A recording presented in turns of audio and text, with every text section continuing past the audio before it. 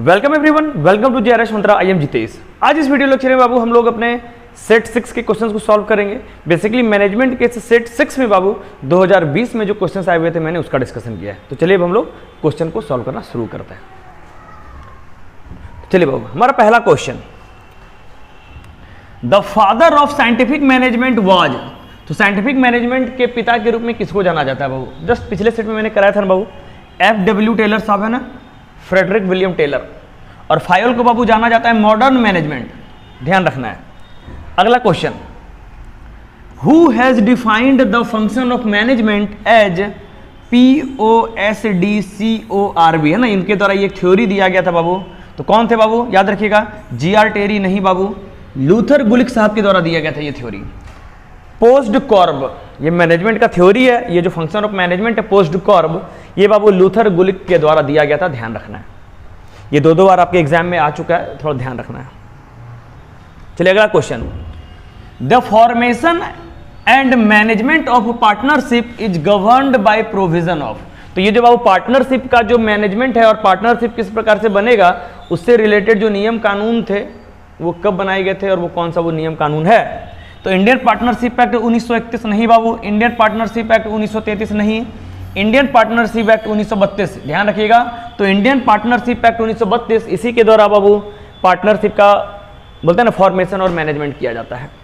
अगला बाबू, giving complete freedom to subordinate is. Subordinate मतलब आपके नीचे जो काम कर रहे हैं, आपके पोस्ट के नीचे, आप जिस भी पोस्ट पे हैं उससे नीचे के पोस्ट पे जो लोग हैं उनको सबऑर्डिनेट बोलते हैं बाबू। और आप जिस पोस्ट पे हैं उसी पोस्ट पे काम करने वाले लोगों को कलीग बोलते हैं और उस पोस्ट से ऊपर वाले काम करने वालों को सीनियर बोलते हैं, आम बोलचाल की भाषा में, है ना। तो ऑटोक्रेटिक लीडरशिप नहीं बाबू, लेसेस फेयर लीडरशिप, ध्यान रखिएगा, इसी को बोलते हैं कि अपने से नीचे लेवल के एम्प्लॉयज को ना बाबू एकदम फ्रीडम देना है, एकदम आप लोग अपने तरीके से काम करिए, बेफिक्र रहिए, मेरे तरफ से कोई ऐसे प्रेशर या वगैरह नहीं बताया जाएगा। तो ये जो लेसेस फेयर लीडरशिप का जो स्टाइल होता है बाबू, इसमें अपने नीचे से के जो सबऑर्डिनेट्स होते हैं बाबू उनको कंप्लीट फ्रीडम दिया जाता है काम करने का, ध्यान रखना है। ये तो मैंने पढ़ाया भी है आपको लीडरशिप में, है ना। The important element in business, business में सबसे इंपॉर्टेंट एलिमेंट क्या होता है बाबू? ये मैंने सबसे स्टार्टिंग में भी बताया था। ऑफलाइन क्लासेस में तो बाबू मैंने 4 से 5 क्लास सिर्फ इसी पे लिया था मैंने, है ना, और ऑनलाइन में भी मैंने आपको अच्छा खासा मैंने डिस्कशन किया है। तो risk is the biggest thing in business बाबू। तो जिन व्यक्तियों में बाबू रिस्क टेकर जो लोग होते हैं बाबू, वही पूरी दुनिया को बदलने का मद्दा रखते हैं, क्षमता रखते हैं। अब इंडिया की बात करिए बाबू, 140 करोड़ लोग हैं, गिने चुने 100 बिजनेसमैन है जो सबसे टॉप क्लास हैं। 140 करोड़ पॉपुलेशन में मात्र 100 आदमी रिस्क टेकर है बाबू, और यही रिस्क टेकर पूरे देश और दुनिया को, पूरी इंडिया को चलाते हैं ये लोग। पॉलिटिक्स हो या बाकी कुछ हो, सब कुछ इन्हीं के हाथों में होता है। कोई भी पॉलिटिकल पार्टी की आप बात करिए तो सारा का सारा बाबू ये रिस्क टेकर रहता है ना, ये इनहेरेंट होता है या कुछ लोग इसको डेवलप करते हैं बाबू। तो risk is the biggest element in the thing, risk है तो सब कुछ है। Which of the following is the oldest model of organisation बाबू? तो ये ऑर्गेनाइजेशन का जो सबसे ओल्डेस्ट मॉडल होता है बाबू वो कौन सा होता है? कमिटी ऑर्गेनाइजेशन नहीं बाबू, फंक्शनल नहीं बाबू, ये सब तो बाद में बना, ये सब सबसे पुराना थोड़ी है। लाइन, ये सबसे हमारा सबसे सिंपल और सबसे इजी वाला जो ये जो ऑर्गेनाइजेशन का पैटर्न होता है ये सबसे ओल्डेस्ट माना जाता है। मैंने आपको डिस्कशन भी किया था, मिलिट्री वगैरह में इसी पैटर्न को, ऑर्गेनाइजेशन के इसी पैटर्न को फॉलो किया जाता है, ध्यान रखिएगा। तो option number C is our correct answer.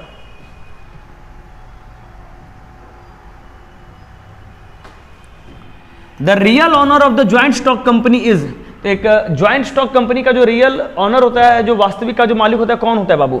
Board of director नहीं बाबू, बोर्ड ऑफ डायरेक्टर को तो शेयर होल्डर के द्वारा अपॉइंट किया जाता है, ये कहां से होगा? फाइनेंसर नहीं बाबू, जो लोन देता है वो कंपनी का मालिक थोड़ी होता है, वो तो लोन दिया बाद में हमको उसको चुकाना पड़ेगा।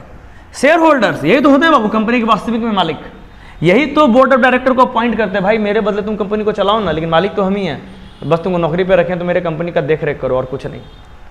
डिबेंचर होल्डर नहीं बाबू, ये लोग तो क्रेडिटर है, लोन दिए हैं बस उसको, और कुछ नहीं। तो share holder is the real owner of joint stock company. अगला क्वेश्चन बाबू, the institution organised and operated to provide goods and services to society under the incentive of private gain is known as बाबू। तो जो institution जिनको बनाया गया है और जिनको चलाया जाता है ताकि ये सोसाइटी को गुड्स और सर्विसेज दे सकें, ताकि उनको कुछ प्राइवेट गेन हो, तो ऐसे ऑर्गेनाइजेशन को क्या बोलते हैं बाबू? ऐसे इंस्टीट्यूशन को बिजनेस ही तो बनाते हैं ना, ताकि हम सोसाइटी को, अपने आसपास के लोगों को गुड्स या सर्विसेज बना के उनको दे पाए। तो बिजनेस यही होता है बाबू हमारा ऐसा इंस्टीट्यूशन। तो option number A is the correct answer.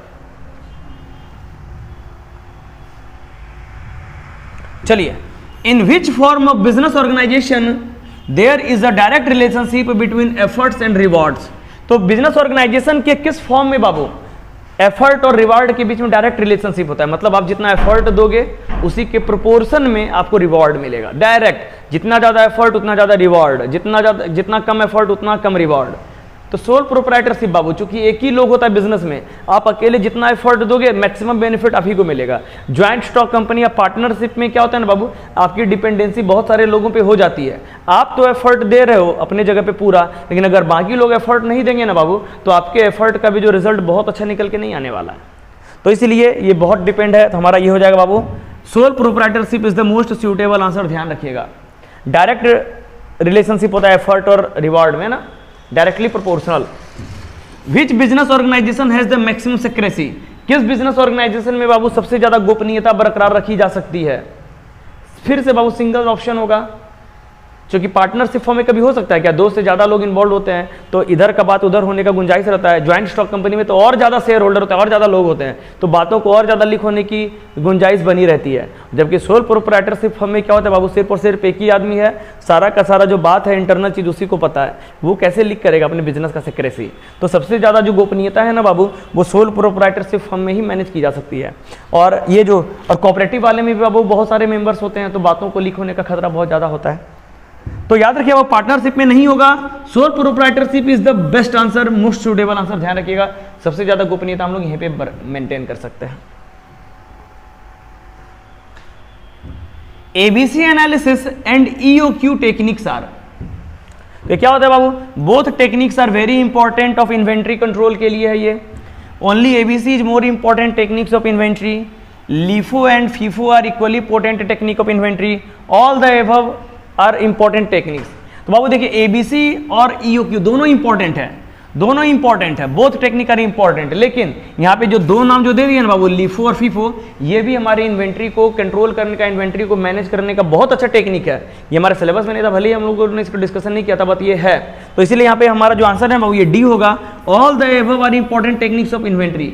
तो ऊपर में जितना भी टेक्निक्स के बारे में चर्चा किया गया ना बाबू, सब के सब इन्वेंट्री कंट्रोल करने का एक अच्छा टेक्निक है, ध्यान रखना है। तो option number D is the most suitable answer. A budget is a statement showing, एक बजट हमारा कैसा फाइनेंशियल स्टेटमेंट होता है बाबू, मैंने बताया था ना, बजट में हम लोग क्या करते हैं बाबू, अगले फाइनेंशियल ईयर के लिए या अगले नेक्स्ट पीरियड के लिए जो हम लोग जो पूरी की पूरी जो प्लानिंग करते हैं फाइनेंस से रिलेटेड, हम लोग उसी को बजट बोलते हैं। तो क्या है पहला option Babu, forecast of the financial activities of the business. तो बिजनेस के फाइनेंशियल एक्टिविटीज का हम लोग प्लानिंग करते हैं, उसका फोरकास्टिंग करते हैं, फ्यूचर में ये कैसे कैसे होना है, हमें क्या करना है। तो यही तो हमारा सबसे बेस्ट आंसर है, ऑप्शन नंबर ए। फोरकास्ट मतलब फ्यूचर के बारे में प्रेडिक्शन करना, फ्यूचर के बारे में प्लानिंग करना कि हमारे बिजनेस का जो भी फाइनेंशियल एक्टिविटीज है वो कैसा होगा, किस प्रकार से होगा। तो option number A is the most suitable answer. When 51% shares are in the hands of government it is called. तब बाबू जिस किसी कंपनी का या जिस किसी बिजनेस का अगर 51% शेयर होल्डिंग, 51% मालिकाना हक अगर गवर्नमेंट के पास हो, तो वैसे कंपनी को हम लोग क्या बोलते हैं बाबू, गवर्नमेंट ओन्ड कंपनी बोलते हैं या गवर्नमेंट इंटरप्राइज बोलते हैं। मैंने आपको पढ़ाया ही है ज्वाइंट स्टॉक मतलब फॉर्म ऑफ ओनरशिप में। तो पब्लिक कंपनी नहीं बाबू, ये तो इसमें पब्लिक भी शेयर होल्डर होगा ना। प्राइवेट कंपनी नहीं बाबू, इसमें तो कुछ भी नहीं होगा। सेमी पब्लिक ये तो होता ही नहीं है। गवर्नमेंट कंपनी एकदम बाबू, तो जिस कंपनी में 51% से ज़्यादा शेयर होल्डिंग, 51% से ज़्यादा शेयर या 51% से ज़्यादा मालिकाना हक अगर सरकार के पास है, तो वो गवर्नमेंट कंपनी के कैटेगरी में आएगा। Which of the following is true, निम्नलिखित में से कौन सा सत्य है। Authority and power are same, एकदम सेम नहीं होता है बाबू। अथॉरिटी गिव्स पावर, यही करेक्ट होगा बाबू, ऑप्शन नंबर बी। अथॉरिटी के कारण पावर आता है, पावर कभी अथॉरिटी नहीं देगा। पहले मुर्गी आएगी पहले अंडा, इसमें नहीं फंसना है। अब क्वेश्चन था सर पहले अंडा आएगी तभी तो मुर्गी आएगी, फिर क्वेश्चन सर मुर्गी आएगी तभी तो अंडा आएगा, नहीं पढ़ना है। इट्स अ कॉम्प्लेक्स क्वेश्चन, किसी के पास जवाब नहीं है, ये भगवान के पास ही इसका जवाब होगा बाबू। तो आप जिस पोस्ट पे हैं, आप जिस पोस्ट पे पहुंचे हैं, उस पोस्ट के कारण आपके हाथ में जो अथॉरिटी है, उसी अथॉरिटी का प्रयोग करके बाबू आप अपने पावर का एक्सरसाइज करते हो, आप अपने पावर को शो करते हो। अगर आप मान लीजिए कि अगर आपने डीएसपी या एसपी बने ही नहीं या दरोगा बने ही नहीं, तो आप पावर का क्या इस्तेमाल कर पाओगे बाबू। तो जो अथॉरिटी मिलती है, आप जिस पोस्ट पे पहुंचोगे, तो उस पोस्ट के कारण आपको आपका पावर अप्लाई करने की मतलब क्या बोलते हैं कि अथॉरिटी मिलती है, परमिशन मिलती है, तभी आप यूज़ कर पाओगे, ऐसे नहीं। बाकी क्रिमिनल लोग तो पावर यूज़ करते हैं बाबू, but they are not legitimate, वो कानूनी रूप से वैलिड नहीं है। मैं कानूनी रूप से वैलिड जो पावर की बात है मैं उसी की बात कर रहा हूँ। बाकी क्रिमिनल, नक्सली लोग या जो आतंकवादी टेररिस्ट लोग हैं उनकी तो बात छोड़िए, मैं लीगल तरीके की बात कर रहा हूँ। लीगल तरीके से जो पावर का प्रयोग करते हैं, जो पावर दिखाते हैं बाबू, तो अथॉरिटी के कारण पावर आता है। तो option number B is the most correct answer. Confusion नहीं रहना है, बहुत सारे बच्चों ने मुझे फोन किया था। Which of the following is also known as profit and loss account. Profit and loss account को बाबू और हम लोग क्या बोलते हैं? तो स्टेटमेंट ऑफ अर्निंग एकदम बोलते हैं, मैंने आपको पढ़ाया भी है। तो स्टेटमेंट ऑफ अर्निंग हम लोग इसी को बोलते हैं, प्रॉफिट एंड लॉस अकाउंट को। स्टेटमेंट ऑफ इनकम इसी को बोलते हैं बाबू, कितना इनकम हुआ, हमें कितना प्रॉफिट हुआ, कितना इनकम हुआ, उसी से पता चलता है। और स्टेटमेंट ऑफ ऑपरेशन, हमने अपना पूरा क्रियाकलाप कंपनी में जो फाइनेंशियल ट्रांजैक्शन का जो पूरा क्रियाकलाप है उसको हम लोग प्रॉफिट एंड लॉस अकाउंट ही बोलते हैं। तो all of the above is the correct answer, ध्यान रखना है, मैंने आपको कॉपी में भी लिखवाया है ये चीज। अगला question, as per Indian partnership act the maximum number of partners for the doing general businesses. तो ये बाबू ये पुराने नियम के अनुसार यहाँ पे ये आंसर सेट किया है। नया नियम में मैंने आपको बताया था कि 100 हो गया है। पुराने नियम के अनुसार अभी भी किसी किसी केस में जो मैक्सिमम है वो 50 पार्टनर तक अलाउड है। नॉर्मल 20 पार्टनर नॉर्मल सिचुएशंस में, लेकिन एक्सेप्शनल सिचुएशंस में कभी कभी किसी एकदम स्पेशल वैसा जो बाबू बिजनेस का प्रपोजल आता है तो गवर्नमेंट उसको 50 तक अलाउ करता है। That's our old rule. तो आपको ओल्ड रूल के अनुसार ही आपको आंसर मार के आना सेमेस्टर में। नए रूल के अनुसार वो लिमिट को बढ़ा के 100 किया गया है। पार्टनरशिप फर्म में legal firm, auditing firm, investment firm, ये सब में 100 तक जा सकते हैं, लेकिन नॉर्मल अभी भी 20 है। तो 7 ये तो नहीं होगा बाबू, 20 नहीं होगा, 50 ये ना वर्स्ट केस में एकदम 50 तक जा सकता है पुराने कानून के अनुसार, नए में 100। Maslow's need hierarchy theory is related with. ये जो मैस्लो साहब का जो हायरार्ची नीड का जो थ्योरी था वो किससे रिलेटेड है? मोटिवेशन। वो पहला ही आंसर तो सही है ना, मोटिवेशन थ्योरी है। ये बोला ही जाता है मैस्लोज मोटिवेशन नीड है ना हायरार्की थ्योरी। अगला question, a leader guides because. एक लीडर हमें गाइड करता है, एक नेता गाइड कर पाता है, चाहे वो बिजनेस ऑर्गेनाइजेशन की बात करें बाबू या हम लोग पॉलिटिक्स की बात करें, तो वो अथॉरिटी के कारण, उसके पास अथॉरिटी होता है, पावर होता है, उसके कारण पावर होता है उसके कारण, और इन्फ्लुएंस चूंकि उसका प्रभाव होता है जनता पे, लोगों पे उसका प्रभाव होता है, इसके कारण भी। तो इसीलिए all of the above is the most suitable answer, ध्यान रखिएगा। चलिए हमारा ये सेशन भी यहाँ पे फिनिश होता है। मैं उम्मीद करता हूँ कि आपके लिए फ्रूटफुल रहा होगा, बेनिफिशियल साबित रहा होगा बाबू ये सेशन। आप अपने विचार कमेंट्स में ज़रूर बाबू जाहिर करें, जिससे मुझे पता चले कि बेनिफिट्स हो रहा है कि नहीं हो रहा है बाबू। मैं बस ऐसे वीडियो बना के आप लोगों को बनाते जा रहा हूँ, है ना। तो चलिए बाबू इस सेशन को यहीं पे फिनिश करते हैं। इसके बाद अब हम लोग एडवांस कंस्ट्रक्शन के वीडियोज़ को देखेंगे डायरेक्ट। तो चलिए नेक्स्ट वीडियो लेक्चर मिलते हैं। Thank you.